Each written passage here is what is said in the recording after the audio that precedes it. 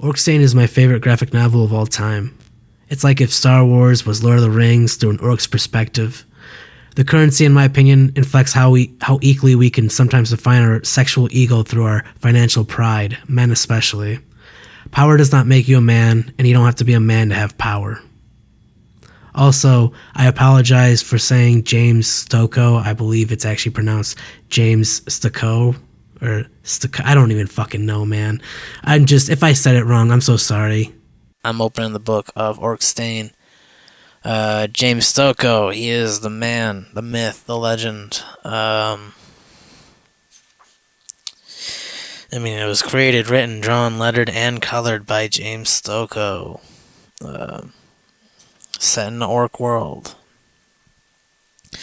One thing that there's definitely a lot of dialogue when there needs to be, for sure, especially when it's opening up. Before it even goes to the main character, it kind of has this like introduction of why is this story even happening in the first place, kind of. The artwork is amazing. Just like last night, I'm not anywhere close to where James Stokoe is, but I always wish to be like him and to be, not stealing his concept by any means, but like draw in a way that no one else has been drawing. Comic books specifically. I'm sure you can, I'm sure that he can, he's got influences, of course. But anyway.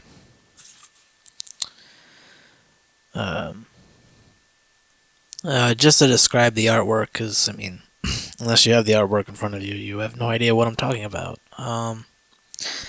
But it's very alien-like. He uses a lot of reds and blues, purples, like a yellowish brown or orange, black. White highlights the lighting, of course, like always should.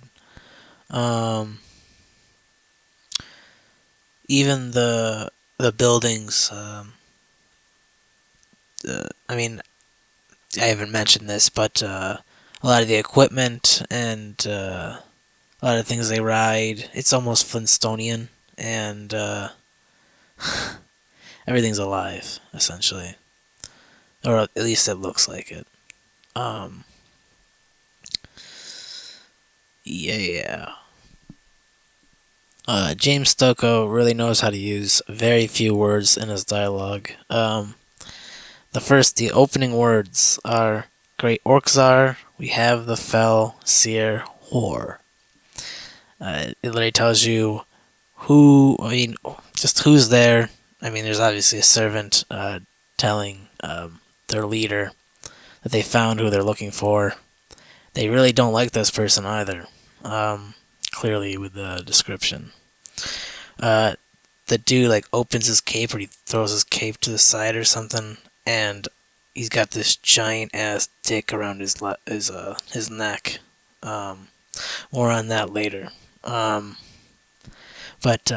in this world, as I'm sure our world too, dick is valuable. So, I'm not saying that pussy isn't valuable too. Pussy is very valuable, and you'll see in this. He talks about it. He talks about it. So, but like I said, most of these characters are all orc-like. Not even just orc-like; they are orcs. It's an orc world. I believe there are female orcs. I had to actually look at some of the orcs, but otherwise, I believe the females of this world are nymphs, and I think there are other female. I don't remember what one of the main characters is. I don't want to give away it yet. But I don't think she I'm pretty sure is not an orc, and I don't think she is a nymph. But she could be a nymph. I think she's just like a swamp nymph, like a witch nymph. Excuse me. But I think I just can't remember the term. It could be actually. I mean, I'll find out in a second. So, his paneling is fucking magnificent. It's not. I mean, it's not the same as, you know what I mean, how paneling typically can be. Like a lot of times, like even in like early Amazing Spider-Man, for example, in comics back then, like the panels were pretty much the same size. Anyway, I was just to describe the artwork even more. Like once again, like a lot. I mean, not everything that they own and not everything they use is living, but I mean, like I don't, I don't know if his crown, for example, is like actually attached to his head or if it's actually just like a living thing. You know what I mean? Living. I don't know. It just looks live though. It's like green, red, and like an orange and yellow. Very little yellow, but and I don't know what the term exactly would be, but like they're fading into each other. The colors. I guess that's the best way to describe it. I think there's a better way than that.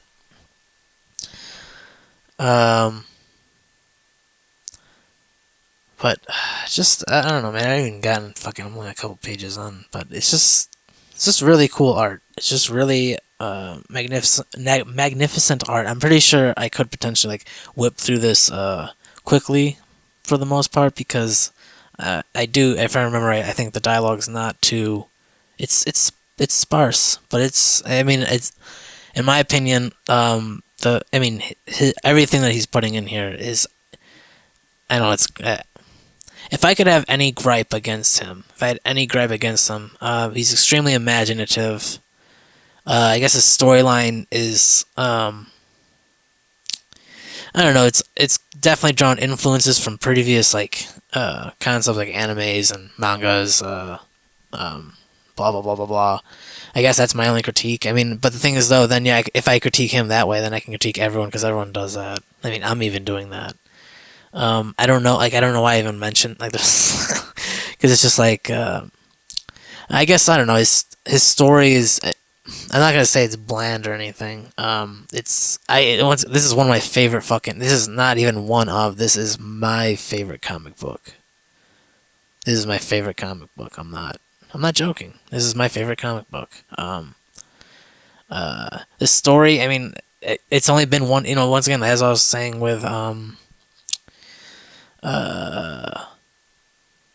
Immortal Hulk. As I was saying with Immortal Hulk, if they just left it to the 5 issues, it wouldn't be as cool because they needed to expand upon this character. I follow James Stokoe on Twitter, but I also give him $3 a month because he's got a Patreon. Which, I mean, if you like his stuff and you got a couple bucks and feel like doing that, personally, I mean, like, I even have a Patreon, but, like, I feel fucking guilty if someone were to give me money. I have it up there, but at the same time, it's like I want to take it down, but, I mean, I have no income coming in. I mean, he's, fucking working his ass off. He's got a kid. Congrats to him. I mean, he's got married a while ago, but, congrats to him. I definitely don't know his wife's work at all, and, I mean, I only know pretty much one of James Stokoe's books so far, and I would like to get into more stuff, but I'm broke. My money has to go elsewhere. And that's, I think, the saddest part of it all. I mean, there's just so much out there. I mean, that's how it goes. And once again, like, as in, like, Twitter and, Instagram, constantly unfollowing people, so I feel guilty for it because I mean, like, it happens to me whenever someone follows me and then unfollows me. It hurts, clearly. I mean, like, what I mean, you get big, you get enough followers, whatever. But in the day, I mean, like, you gotta like realize, what I mean, none of it means anything. So, yeah, I mean, it really doesn't. I mean, the only thing I mean, if you're gonna put yourself out there, there's a chance that there's going to be a thorn in your way. So, and you can dodge a lot of thorns, but sometimes you get pricked. But I won't divulge off tangent too much more. I'm just gonna get right back into the book. I will say it's cool that the seer like knows. I mean, most likely she's probably gonna die from the answer that she's giving the Orcsar. But I mean, it's cool that someone says something. You know, just fucking. I don't know. Stands up for something. I guess. I think the seer also knows that the key, the one-eyed orc, that's about to be introduced. He will be the one to stop the Orcsar, and the seer sees that. It's funny that she mentions north. She mentions where to go. So that's pretty cool.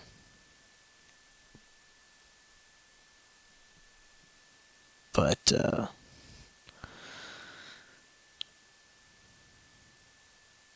I mean, he ends up killing her, and then find the one-eyed orc, and we ride north. Jump cut to One Eye. You don't know his name's One Eye until the third panel. Oi, One Eye. Found it. He's up here. That's Pointy Face. It's later revealed in the next couple of pages by One Eye himself. He says that most, if not all, orcs, I believe no orc has an actual name. They just have like nicknames. And when they are dead, they just got numbers, I believe. And that's only if they were truly admiral and great beings that deserve a grave, I guess. One Eye and Pointy Face are on a mission because they're actually grave robbers. Specifically, they're on a mission by the village that I mean they I don't know if they owe money or if they have to they're just like it's just like, this is what you have to do, so go and do it, and they're like, all right, fine.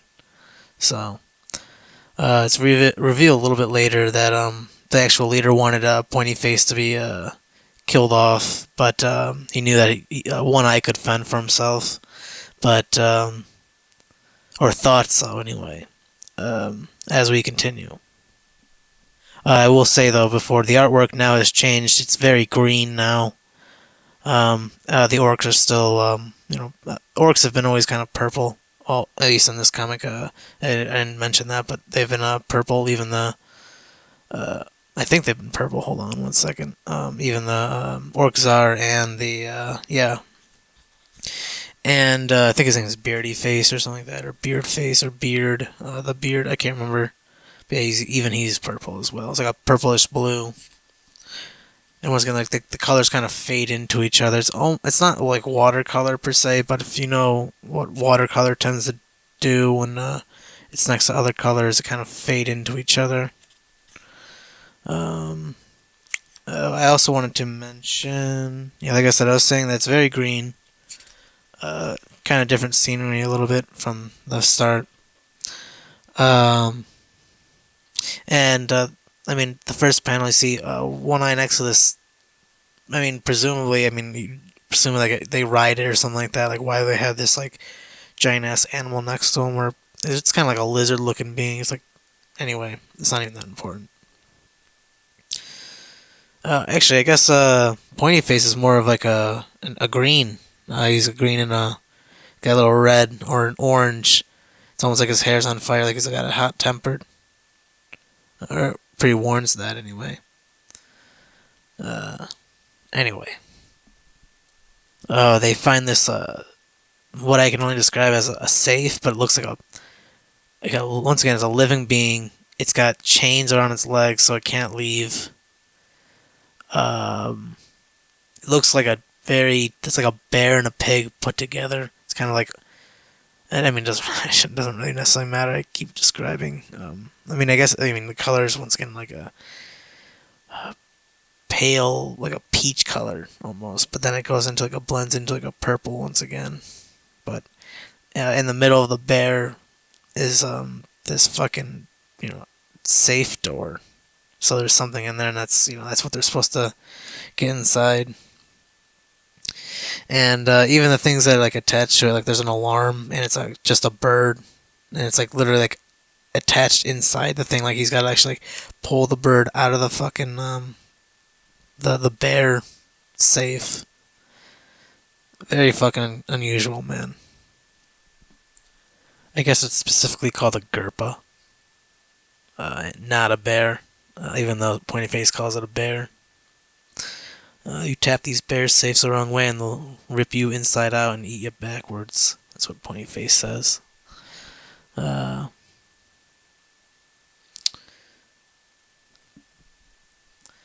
bad. One Eye bashes the bird in the head, specifically the skull. And then he pulls the bird right the fuck out of the thing, and like the bird's actually like, once again like attached, almost like it's an alien like thing, almost like One Eye is pulling like a, I don't know, this like fucking, I don't know, like it's almost like a pimple, but like he's pulling out like something out of the pimple. It's weird though, but once again, it's a fucking bird attached to the orifice, I guess.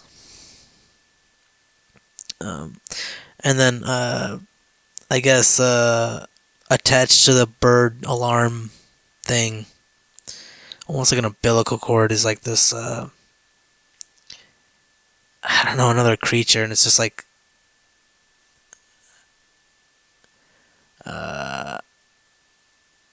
He says like, sorry about this little squawk box. That's what One Eye says.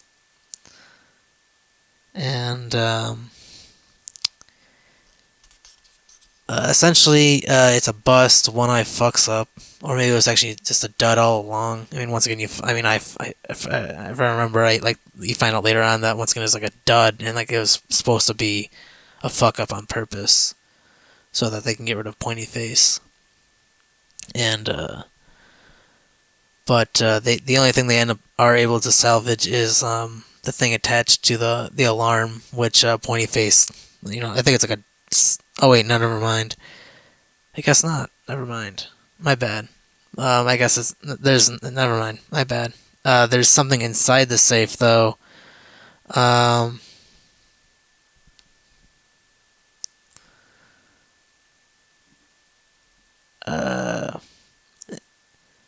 One Eye says, next time spend more time on your feet than your ass getting blazed with the love nymphs. I can pay my own way. You're not my problem, Pointy Face. Pointy Face was pissed off that it was that he fucked up and like I guess destroyed the fucking safe. Once again, the only thing that they got out of it, it wasn't actually attached to the alarm, the bird alarm. My bad. I fucking jumped the fucking gun. But inside the bear safe ended up being this like another animal thing that they end up, well, not both of them, but you could use to get blazed, I guess. It produces some kind of like drug out of its mouth or something when you like set it on fire or something. I don't know. That's what they end up doing or that's what Pointy Face ends up doing. He gets a love nymph and they're at a fire. It's later in the night. It's actually nighttime now. And I guess then he smashes it in a hammer after throwing it in the fire. And then he pours something on it. And then he pours something in the hole of the fucking the dead creature thing, and then that drink that he poured through the dead creature thing he drinks, and then he gives that to the love nymph, and they both are getting like fucked up, and then I think afterwards they end up like messing around, and their Pointy Face tells One Eye to just like get lost. One Eye's just like, God fucking damn it. I mean, he clearly doesn't give a shit. So now while they're going off, or not going off, but while they're doing their thing, he kind of is just like, a bunch of thought bubbles, just kind of just talking, just, he's like, what a bust.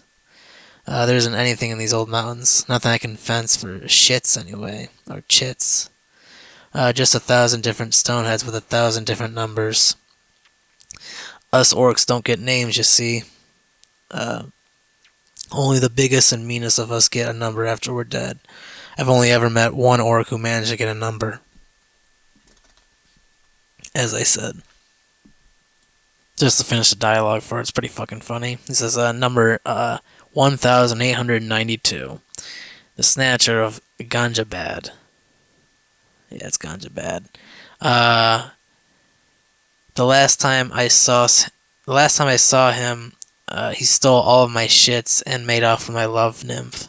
And it's like dot dot dot. Peh, that guy was a prick. And it says a snatcher of ganja bad. It's, I mean, once again, he's not. He was kind of bashing, like, getting blazed and fucking like whores essentially. And the snatcher of ganja bad. So I guess he might be mentioning. I don't know. It's just ganja typically refers to cannabis, but I know there's no cannabis in this world. But I mean, he might be making James Stokoe might be making a statement about just drugs in general, which is fine. To each their own, man. Everyone lives their life the way they want to live. I mean, personally, once again, I'm more of the ganja head, but hey, I mean, I don't like pointy face either. So, I mean, just thinking on a conceptual level, I mean, he's like now numbering off other numbered orcs that were big and meanest, blah blah blah. It's interesting because he says a million millennia or millennia of orc history, and all it can amount to is chiseled rocks and piled on top of one another. And it's just interesting that like he kind of knows his history as well. I mean, to me, it just seems like it's such a giant ass vast world. That'd be kind of hard to know all the history of what had come before. But it's almost, I don't know, just interesting in my opinion. Here's another thing. Number 852, the Impy Stinklough of Morta Gorge. He reached the top of all the graves. And he got to this guy. He says apparently he once snapped the dick off a 300-foot bendel worm and with only a stone knife and some rope. It took him 3 weeks to drag it to the nearest atoll. Needless to say, he was rolling in shits after that. Giant junk is a hot commodity to orcs. Whole empires have been forged on the edge of a huge granch. I've never been the one for granch loping, though. I've been there, done that. Too messy. I'm better at opening things. He's got this power to he can hit something, and it hits it in a certain way that something happens that's really good. It really returns in his favor. And this is exactly a perfect example of something that came out within the last 10 years or so. I think it came out 2010. Might have been coming out a little bit earlier than that, issue wise, but this is the trade paperback. I'm going through 1 through 5, by the way. This is issue 1 still. But it's interesting. I mean, it's a new character, has a certain an interesting power. It's not. I mean, I'm sure there's probably has been shit in the past that's the same, but maybe not at all. But it's just very original. I mean, it's very creative, very imaginative, and I don't know, man. The fact that I'm taking so long, really slowly eating this up, it makes the story a lot more interesting than. I mean, once again, my favorite book. And when I said at the very beginning of this podcast, I was saying if I could say anything, it's not this no super interest. I mean, it's like a hero story. It's so funny because is that all a story can be? It's just a hero's journey, and of course it can't be. But I mean, still. Anyway, I mean, once again, I've read after 1 through 5, and I mean it's an interesting book. Like I said, if they only left it at 1 through 5, it'd be cool in itself, but it definitely needs to be expanded upon, in my opinion. I mean, I hope he continues to work on it. I mean, through the Patreon, he released a full, I think technically issue 8 essentially. It's not physically made yet, I believe, or I don't know if it ever will. I hope it will. I hope there's a trade paperback number 2 and on. There's a few times. I mean, he doesn't even need to do it for that long. I mean, if he don't ever wants to stop, he can go on and fucking do that. I mean, it's up to him. So, um, yeah. Shits. Chits. Those are I mean, the reason why I made that story about how he snapped the dick off a 300-foot bendel worm. This one orc that will be remembered for snapping off a giant dick. Shits are currency. They chop up the cock and they turn it into little coins. They dry it out, and that's their currency. Once again, it's quite literally a metaphor for dick being valuable and how everyone's always, I mean, like, if you got the biggest dick, I mean, you're the most valuable fucking person. So, I don't know. It's just my opinion. I mean, like, even with, like, they always, fucking do the examples of, like, towers and rockets and, like, Austin. I've never really, I can't, I don't know if I've ever watched a full Austin Powers movie, but I do remember that one scene where they just constantly just, like, trying to, like, say dick without saying dick, or penis without saying, or like a Johnson and blah blah blah. But, like, and they refer to, like, a rocket, and it's like, and I don't remember who fucking said it, but it's like, all we want to do is just.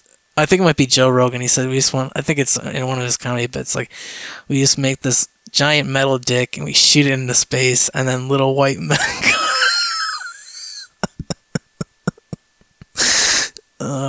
But it's, I don't know, man. I mean, I think he's making a giant statement on just, I think he's just making a statement on males in general. I mean, pointy face is like the other side. Like, this is kind of a yin and yang.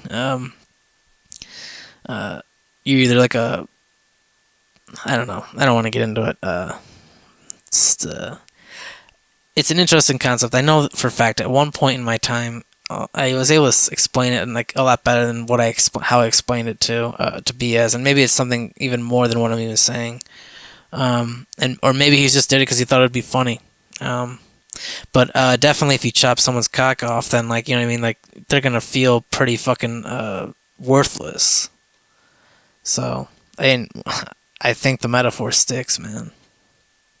One Eye ends up destroying the grave of the top of the mountain of graves, number 852, and I think he ends up with, like, a little chunk of shits. And that's pretty much the end of the first issue. And I mean, Pointy Face realizes that One Eye has he's found some treasure. So Pointy Face says, "I said take a hike, not a damn cross country tour. Where the hell have you been?" And One Eye's like, "Nowhere. Nowhere's a big place. I'm going to sleep." And once again, like I said, Pointy Face realizes it, and he's like, "Oh shit!" And he's like, "Ha ha ha! Sweet dreams, One Eye." And One Eye falls asleep. And then that's number 2. It's called The Chopping Block. Hold on one second. Is there actually a title for the first issue? Maybe it's just, titled Orc Scene, which would make sense. Excuse me. Chopping Block's pretty fun. I mean, it should be obvious. We're talking about chopping off a piece of a body. Number 2 is called The Chopping Block, if you want to take a hint at that. Number 2 develops the setting, or maybe there's a better word than develop.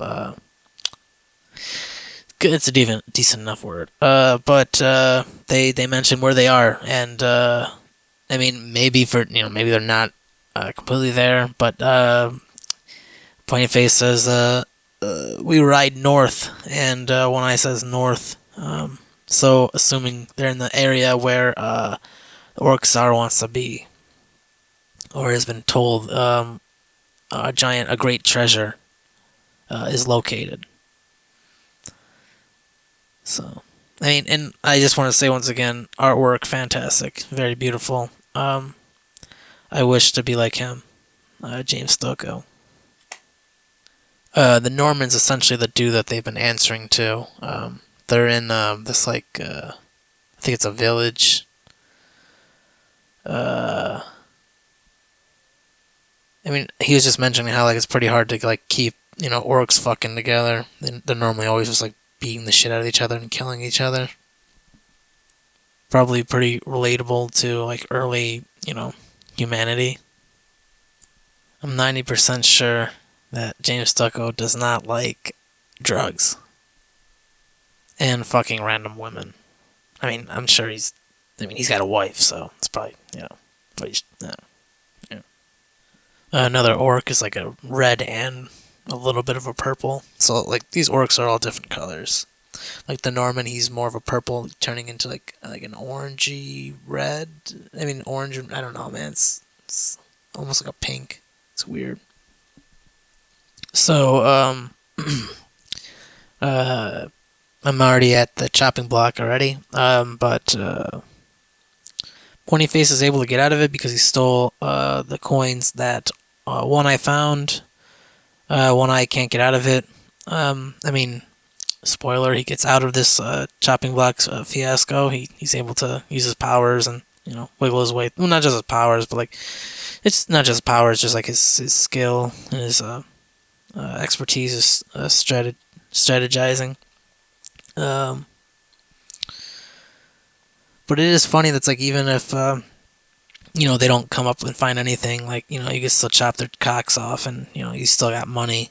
So like the economy in a sense is purely run on people losing their cocks.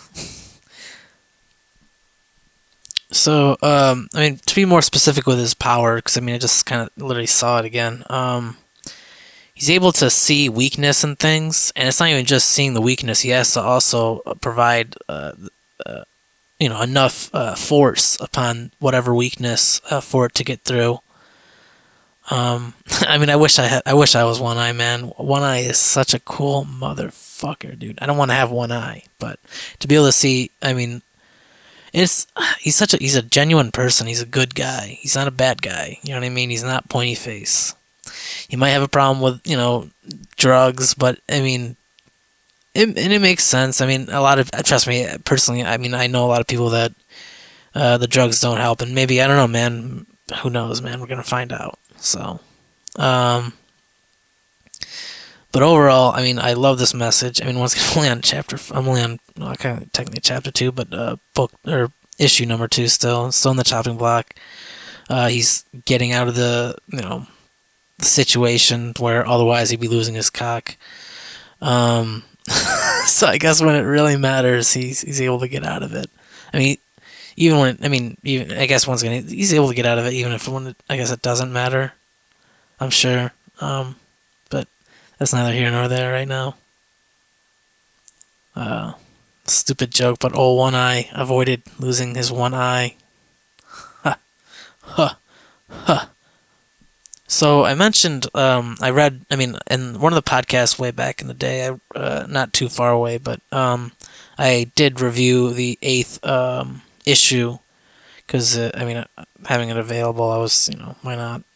And I mentioned, there was a moment that was pretty cartoony, and I said, like, they don't really he hasn't really done anything like that cartoony, that I thought, but, just at this moment when he hits that weakness and like the entire tower crumbles, the chopping block tower is crumbling.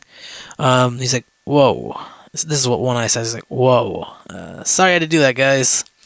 And the two guys that were leading him up, they're like, "Wow!" He's like, "It's okay. Don't worry about it." And they're like in the rubble. He's like, "All right, Pointy Face. This is One Eye now. Time to settle up." So he wants to get his revenge. I mean, by the end of the day, this orc is an orc. I mean, and he's about to get even, and then some. Long story short, as far as I'm aware, I could be wrong once again, but I believe that all orcs are dudes, because I think, once again, the one chick, she's a love nymph. So I think it's either nymphs or uh, orcs. So I think the swamp rampa Bowie, she hasn't been introduced yet. She isn't until like maybe I think issue 3, I believe. But I think she's a nymph, but not a love nymph. She refuses that title, I believe. I definitely don't think she's a love nymph at all. I don't know if she's a nymph. I think she might be a third race, or she's a love nymph. I can't remember. Or hypothetically a love nymph, but she's a nymph. She's more of a witch, though. I don't think she sells herself at all. I don't think she degrades herself, I guess, to that level. Which, I mean, that in itself is its own debate, whether if someone sells their body, if they are degrading themselves or they're empowering themselves. It all depends on how you see it and all the situation given. I'll continue. Oh, but yeah, I mean, why even stop it real quick? But pointing faces with his some buddies, or talking with some orcs and some a love nymph. I guess there might be maybe there's just the one, and and yes, James Stokoe does know how to draw some cleavage. I'll mention that. So, like, the cleavage war is still pretty heavy on, but this is only literally a year after Secret Invasion. So, and I mean, I will say I don't think Bowie's got like the craziest rack, which is once again the only reason why I'm making these mentions, because once again, like, there's always the stereotype, in my opinion, that only white dudes are reading comic books, which, once again, I know for a fact they're not just white dudes reading comic books, but there are a lot of them. There's a mass majority of them. And, but I think he's trying to make a point here. Once again, it's a love nymph, and Bowie, she doesn't present herself the same way by any means. Yeah, so, Pointy Face decides he's got to take a piss, and as he's taking a piss, right before the end of the one page, you see the last panel of One Eye right behind him, like jumping at like from fucking out of nowhere, essentially, and then he's right up behind fucking Pointy Face. He raises his hammer and he smashes Pointy Face in in the perfect weakness that in fact causes Pointy Face's dick to just fall right off. He didn't chop his dick off. He hit him in like the back, like pretty much like the kidney, and somehow his cock just fell off. So, and Pointy Face realizes that and freaks the fuck out, and turns into like a savage, ugly ass orc, and he's just screaming. He's like, "I will be repaid. Poxagranka on you, One Eye. Poxagranka," which is essentially just eye for an eye. Or cock for a cock. But I don't know, man. Sometimes vengeance is sweet. Can be bitter, because I mean, and then shortly after this happening, Pointy Face is able to get round up a bunch of orcs to go and try to kill One Eye, or try to chop his cock off at least. In which One Eye is able to escape from it all. A lot of fucking damage and destruction for sure. And it ends with him being injured, One Eye, and he ends up in a swamp, and that's where Bowie is, found. The character, not David Bowie. David Bowie does not make an appearance in this, but that I believe anyway. But there's a character named Bowie. And we're gonna be meeting her very soon. I got to catch up with what I just said. I've read this book a number of times, so I don't know everything, but I know a couple things. I'm not done with issue 2 yet.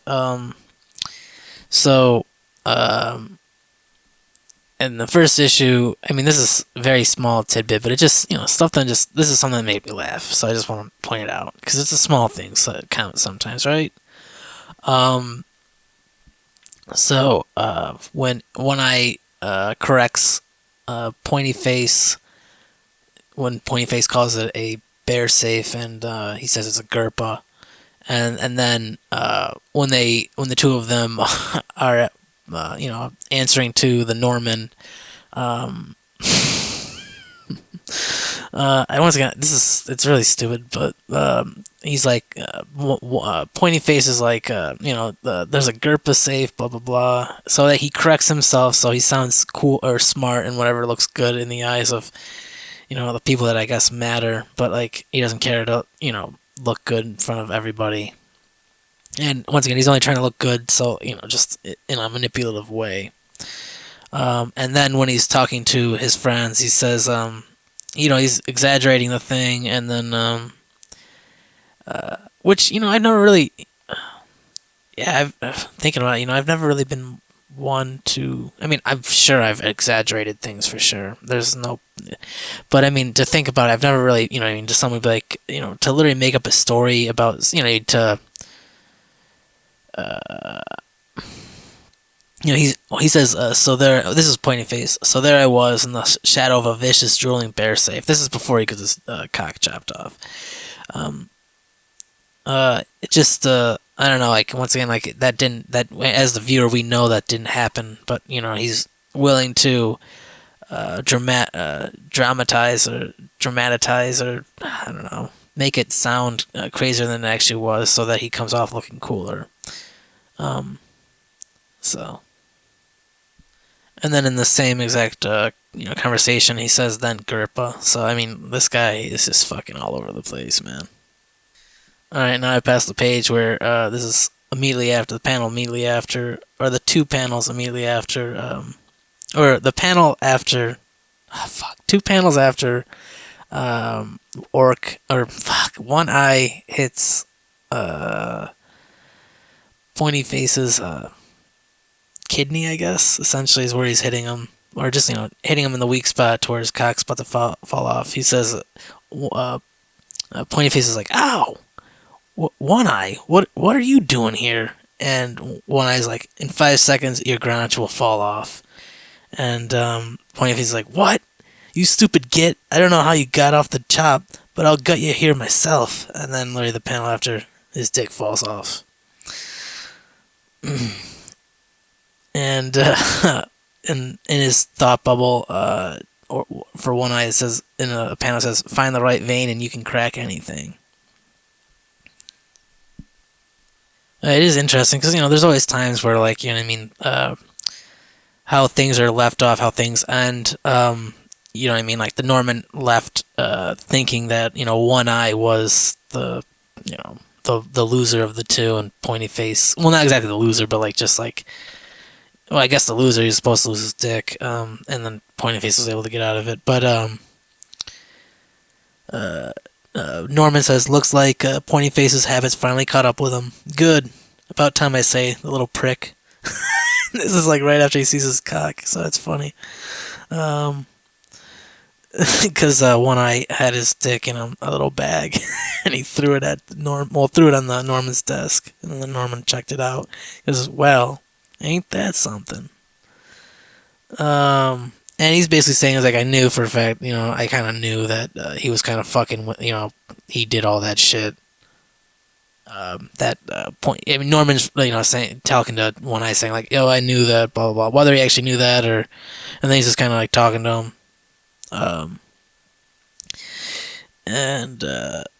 Norman believes that, One Eye killed him, and One Eye's like, I didn't kill him. And he's like, well, that dude's gonna fucking, he's going to retaliate, obviously. And he says, like, I can handle it.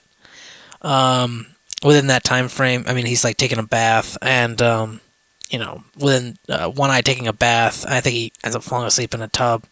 That's when the mob, or the mob that Pointy Face had gotten together for the Pax Agranca.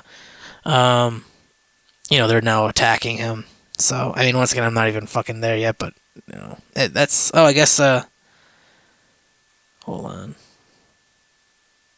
Yeah, I guess, that doesn't happen in the end of, I thought, okay, alright, so, the 3 is Escape from Scrubtown, which I didn't know that, they actually had a town, called Scrubtown. That's where they are in. It's about to get, like, destroyed brutally because of the mob. All over a fucking chopped off dick. But I'm gonna read up to that point. I mean, maybe I have something else to say, but I'm only finishing. I think I'm almost at fucking chapter 3. Still got plenty to go. Even their soda cans. Once again, not everything is alive, but their soda can, for example, is alive. One Eye is opening the can and it's like, no, no, no, no, oh god, no! And he's like, ah! Some Flintstonian shit there, man, I'm telling you. Yeah, I guess I just want to continue with the conversation Norman's having. He's saying, like, he's been looking to get rid of Pointy Face, and he knows that Pointy Face is, you know, and with everyone else, essentially he's describing that everyone else is like kind of like dry brush, and all it takes is like a spark, and he thought that Pointy Face was a spark, and I mean, to get him to shut up, all you do is just chop his dick off. I mean, I guess that's all you gotta do to somebody, is if you chop someone's dick off, you chop someone's like pride off. You know what I mean? I guess they have no reason to fight, I guess. Which is clearly not always the case. I mean, once again, when we get Bowie, she doesn't have a dick, but, she's fighting just as tough and strong. So, I mean, the Norman's essentially admitting, I mean, like I said, he was sending him to, like, empty-ass fucking holes, so that he'd, give him a reason to chop his cock off. But, because he really was, concerned that Pointy Face might try to ruin this decade-long thing that the Norman's been doing. Because, like I said, otherwise it's very hard to have orcs work together. I guess you need someone to instill fear. I mean, even the Norman's like, no hard feelings about sending you to the block, eh? I got a gang to run, no signs of weakness and all that. In the Norman conversation, he's also making mention about how, like, down south, there's people like that want revolution, because I guess it's like, it's probably where the orcs are is, and they're running up to this scrub town, and they're trying to take over, the Norman, and then they can then, start the revolution from there. But, I don't know, once again, just interesting, I mean, like I said, like, his dialogue is not, he's got a lot of dialogue, but, like, at the same time, though, like, and I guess it's like, how much dialogue are you really asking for? Because like I said, a lot of times it's like some of the shots are just like to, like, show the scenery and show what's going on, and that's probably the most magical part of it all. But it's also awesome that not only is the artwork great, the dialogue's great, but I mean, because there's a lot of messages up in here. I mean, it's little small things going on that, like, I didn't even pick up when I was reading it first couple times, or even reading it. I don't know how many times I've read it now. Not too many times, but I read it a number of times. Probably less than 10, but maybe around that time, around that amount, excuse me. But, and then obviously, like, the storyline, I mean, I don't know, man, I think the story, I don't know, I appreciate it so much more now that I'm, like, literally doing this. I appreciate it so much more. Like, I don't know. I mean, like, yes, it seems like it's a story that's kind of been told before, but not literally. But, I mean, I can't tell you what it's, I mean, it's just, it's almost got, like, the aurora of, like, a Legend of Zelda, but not, it's like a Legend of Zelda, but, like, Orc Legend of Zelda. But, I mean, like, there's no, like, princess, unless you count as Bowie as being the princess. But, once again, I'm not trying to compare things right now, because this really is its own thing. I fucking love this fucking, I was gonna say this movie. I love this fucking, it might as well be a fucking movie. But I don't know I don't know how well it'll translate. It'd probably look really weird. I mean, unless they, like, didn't do CGI, they, like, literally dressed up the people, dressed humans as, like, orcs and shit, which I think is possible. Anyway, I don't see that happening. But I was gonna say this book, this trade paperback, this fucking comic. Don't ignore your gut feelings. Small little detail, but one of the speech bubbles is going in between this guy's legs, this one orc's legs. It's I don't know. It's I'll say cute. Cute. Another interesting dialogue piece, just like this. the same orc I was commenting on about the whole dialogue bubble. And he's like, "Oh boy, it's been ages since a good tussle. I wonder what pointy stick I should bring. It has to be bigger and sharper than everyone else's." I mean, it all relates. It all relates. Before the end of 2, as you're seeing the orc czar's men in action. Like they're not just like regular old like orc looking dudes. They seem to have something special about them. Their legs or their arms, for example, are extending or stretching for some reason. Some like magic or witchcraft or warlock shit. I don't know, shaman shit. But now we got issue number 3, Escape from Scrubtown, and it's actually got the picture. It's got a on the front cover of anyway for the trade tape, not the front cover of the trade paperback, but front cover of issue number 3 or chapter 3 or whatever you want to call it for Escape from Scrubtown. There's this little Pikachu looking dude. He shows up later on. I don't know, it's so funny that he ends up just James Stokoe's just put him in there. Like he's not relevant at all to this story right now, as of right now anyway. So it's kind of interesting. It's cool. One Eye's in a bathtub, and this is just some dialogue. A Paxagranka was considered a bittersweet honor. It gave an orc a purpose, something to strive for. For a brief moment, he was driven and given a reason for his whole existence. And once again, relating that to life, I mean, a lot of people don't really have a whole lot of, you gotta find meaning to your existence. I mean, some people, it's clear that there already is meaning if you believe in a higher power. But for some people that don't believe in that, I mean, you gotta put meaning into your meaningless existence, I guess. And a lot of times, like, someone's reason to be driven is always, like, a little bit... It not always, but it can be petty. Like, a vendetta. I mean, I'm gonna say this again. His dialogue is always fucking... I mean, it's sometimes very sparse, but it's always spot on. His resolve became so white-hot it swept up everyone around him until the deed was done, or he was dead. Whole entire tribes have been wiped out, all because of one fool slighting another. Man, that's powerful shit right there. And the cool part is, James Stokoe reveals to the viewer, and honestly, man, just the way he goes about and what he's doing is just so natural. It's not forced. Like when they go into like these little, he's like, it always pays to be prepared. These are thought bubbles that someone, like an actual person, might actually be thinking. And like, James Stokoe's deciding to. If James Stokoe is the creator, he's allowing, the reader. He's revealing to the reader. I mean, which is exactly what they're always doing it, but sometimes it's just amazing to sometimes put 2 and 2 together. It's really fucking cool. But he says it always pays to be prepared. And he's got this one spot already like marked for the weakest spot. So just in case something bad happens, he knows how to get out and escape. So he's just kind of like enjoying his bath essentially. He's enjoying the time that he does have anyway. And the reference of the whole like it was the reference of Paxagranka and talking about like his resolve became so white hot, blah blah blah blah.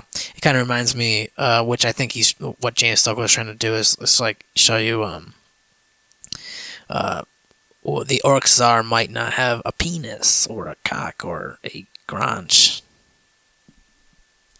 I mean, after all, the orc czar is looking for the biggest treasure of them all, which I think is just a giant granch, aka a giant cock.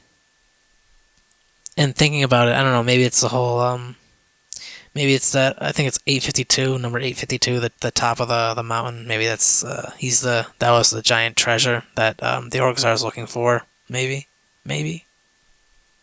I want to briefly mention, there's like, this like spider thing that helps, this one orc in particular, like spy on people. And it's It goes into the guy in the orc's mouth. It's interesting, man. Like, I don't know where James Stokoe comes from or gets his ideas, but and like I don't know, man. It's just the artwork, man. The fucking artwork. It's so cool, and like it's not just the artwork. It's just like it had to work with the concept of everything, and it all flows so nice, so smooth.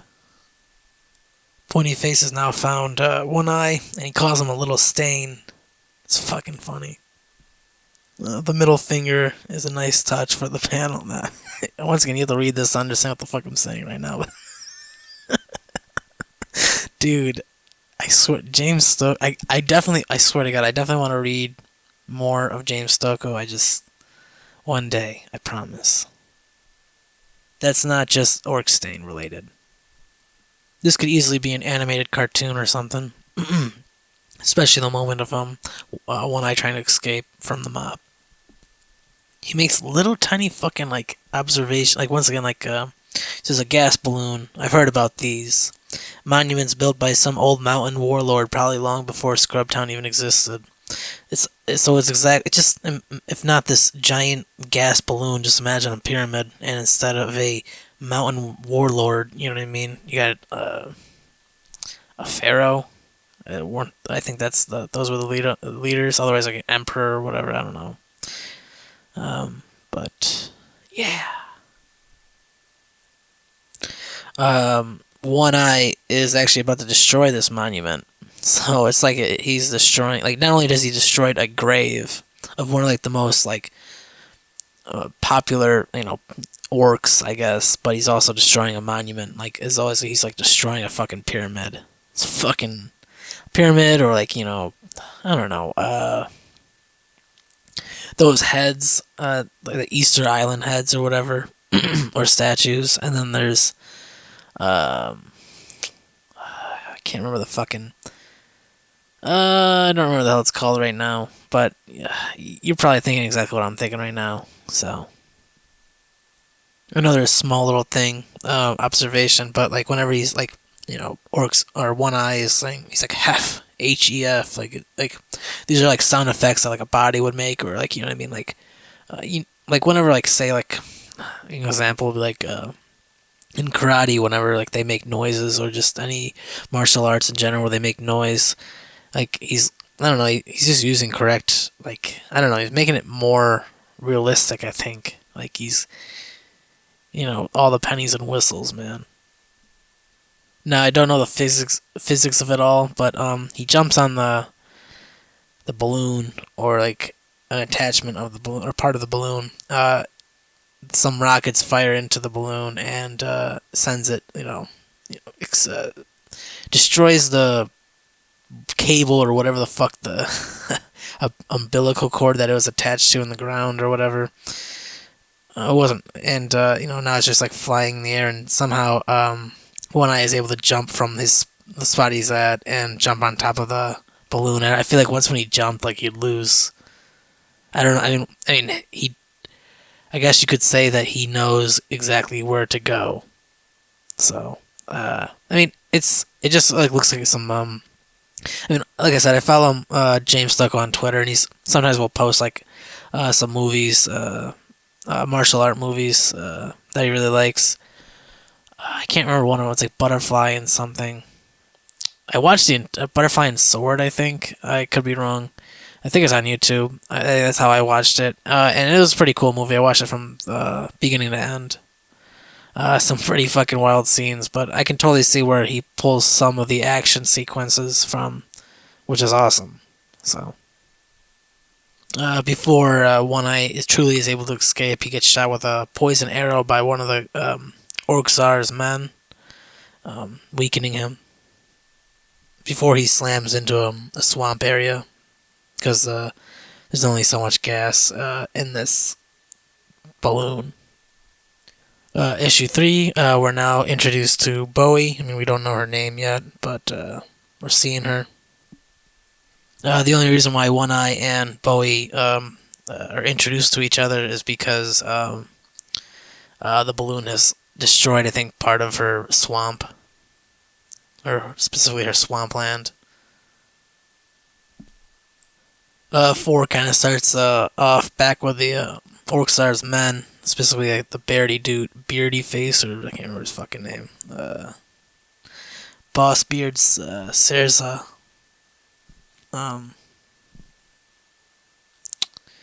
Yeah, and they're just talking about how they found a bunch of one eyes. They're just kind of this is James Stokoe explaining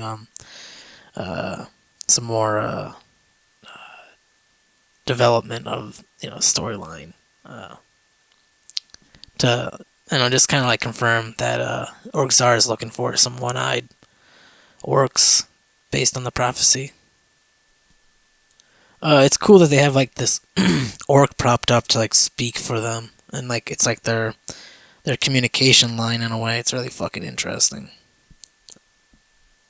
James Stokoe shows a little bit of turmoil. The beardy, I can't remember his fucking name again. Hold on. Boss Beard, my bad. But some of the low level orcs are like, one guy's got like saying shit under his breath, essentially calling him a prick and stuff. So it just shows that like these people some of these orcs like really don't want to be led around or being told or commanded what to do or ordered around. It is pretty cool that I didn't really. I mean, I've read this, but like once again, we're just like literally putting 2 and 2 together. But how he's going to decipher who's the chosen one is just throwing them in this like crate arena area, and like they're gonna get killed off, and if they can somehow escape, then or prove that they have some power, then then they're the one. Otherwise, they're getting all killed off, and that doesn't make any difference to the Orcs.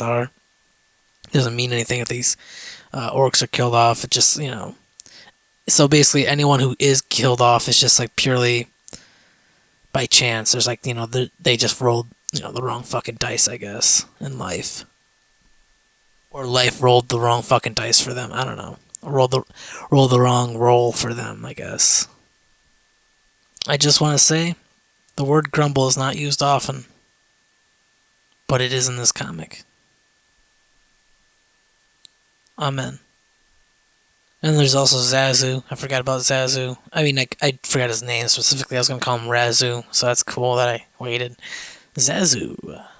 It's like she's calling him a companion. Just kind of sits on her fucking shoulders and back.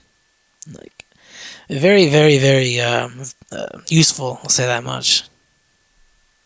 The little bird mind control thing, and Bowie mentioning about how, like, is used as a defense mechanism to save all the other eggs. I mean, it's just kind of an example of like the animal kingdom in itself, but in an orc world. It's pretty cool. Think like like tiny frog or any like animal that's like it's poisonous, and it like kind of shows it on its body. Hey, don't fuck with me. I'm poisonous. I'll fucking kill you. Essentially, I'm tiny. This little bird, I don't think is gonna. Well, it essentially mind controls any animal that eats it to want to kill itself. But I guess with the orc, for example, it can the bird can allow its host to be controlled from outside forces. So like Bowie telling One Eye to sit down, he's forced to sit down. He can't control himself.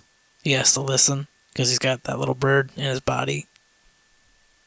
I mean, to literally quote it, don't worry, a creature with stronger willpower such as yourself won't feel the need to hurl themselves off a high tree. But as long as that little tweeter is stewing inside your stomach, you'll find yourself completely helpless to outside suggestion. The only reason why that is because Bowie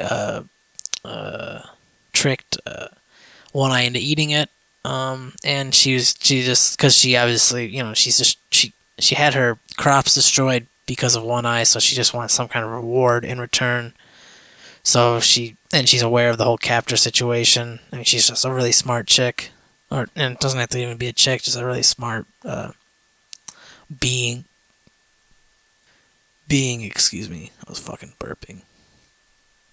The captors don't even like give a shit about Bowie, so they just try to steal the One Eye try to steal the one-eyed orc, or AKA One Eye himself.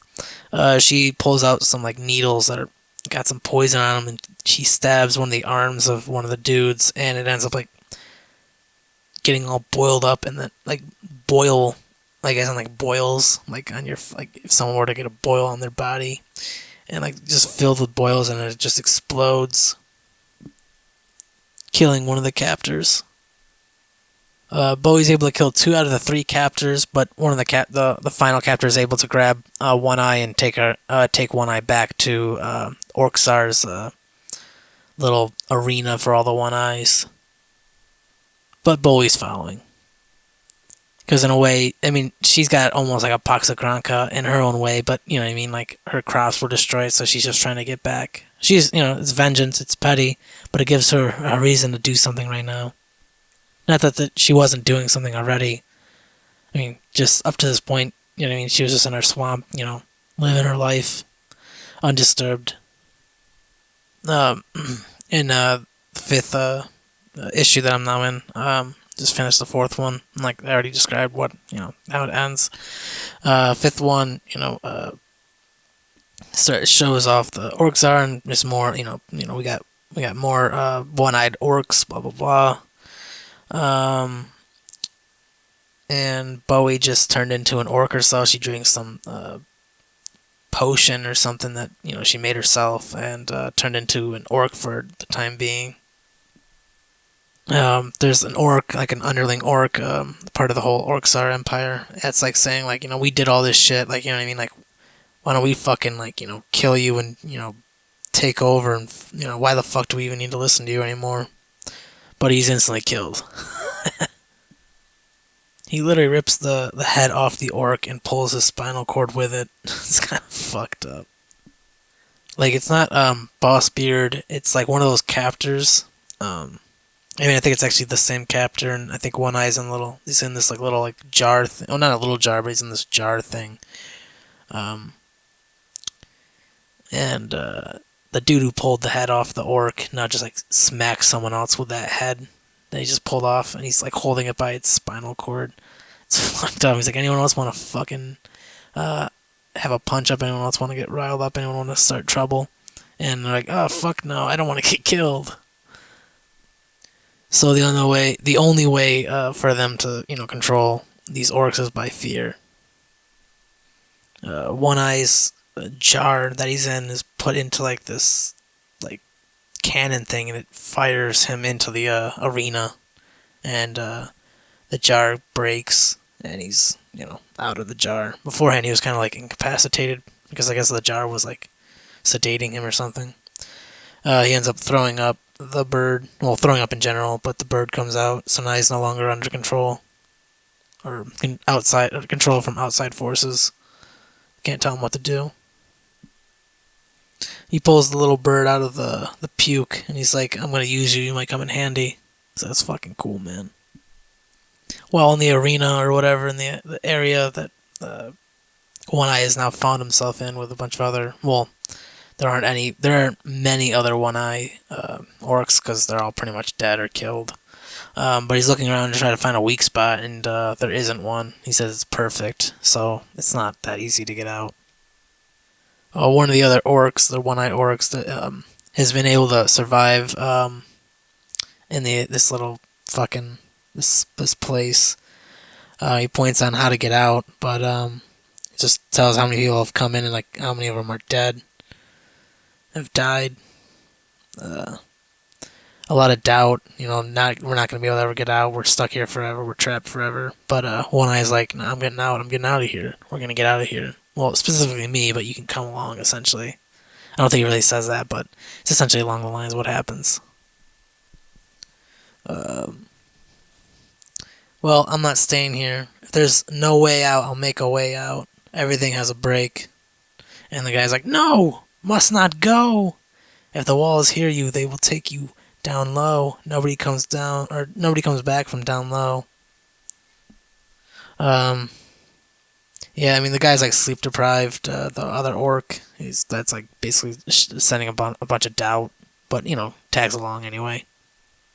The sleep deprived orc is just saying like, if we just like hide and stay around here, we can wait until all the jars pile up and then we can finally leave. But One Eye doesn't have time for that. Bowie's trying to find where what's going on, essentially trying to get some details. And she's acting like an orc. And orcs are acting like orcs, and she ends up having to kill, I think, at least one of them. Maybe just one. Hold on one second. Yeah, maybe not kill them, but made them like brain dead. Maybe stab them in the head anyway. And the other orcs are like laughing, going, "Haha, you're all right." And then point her in the direction of where to go, essentially. As One Eye and the other orc are like walking through this place. One Eye's asking him some how did you do you know anything? And he's just saying like, last thing I knew is there was a Punks of Granka and I was doing a punch up or whatever. And fuck. So essentially now One Eye is aware that the guy he's helping would have potentially chopped his cock off or killed him or helped in the Punks of Granka. So that sucks. I guess the same orc was helping the Orcsar, amongst other orcs, in like a servitude, forced servitude, a slave ship of sorts, a paid slave ship. And they're saying they're pulling this giant beast out of a mountain, and One Eye's like, well, I think we're actually in that beast that you're digging up, so the place is actually like a living thing. It's pretty interesting, once again. One Eye and the other one-eyed orc have to run away from this like alien-looking thing that's like attached to the wall in this living place. They get out of it because One Eye is able to hit a weak spot, and he finds out that there's actually, there actually is a weak spot in this place. He just has to find it. But then they're stopped by an orc, which you're going to find out is Pointy Face, which then One Eye then throws, puts the bird in Pointy Face's mouth so that he can control him, or down his throat anyway so that he can control him.